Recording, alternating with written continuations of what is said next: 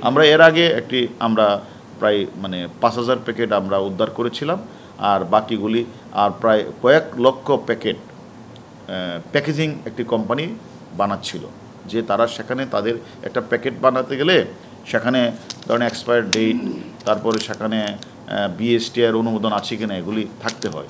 দেখা গেল যে ওই যে প্যাকেজিং কোম্পানি তারা প্যাকেট সমানে বানাচ্ছে, বাট তাদের এক্সপায়ার ডেটও নাই এবং বিএসটিআর অনুমোদন নেই। এগুলি নিয়ে আবার পুরান ঢাকার একটা গ্রুপ এই প্যাকেটগুলি কিনে নিয়ে তারা আবার লবণ দিয়ে তারা স্যালাইনটা বানিয়ে তারা বাজারে বিক্রি করছে। এটা ওই ডেঙ্গুর সময়।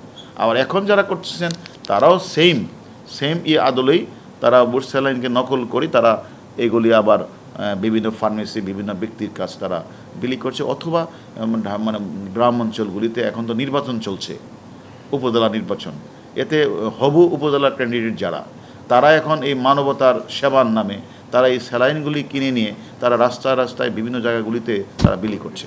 তারাও তো জানে না এটা যে নকল। এইভাবে এটার চাহিদাটাও বেড়ে গেছে। আমি মনে করি যারা এই কাজটি করেছে তাদের কাউকে ছাড় দেওয়া হবে না।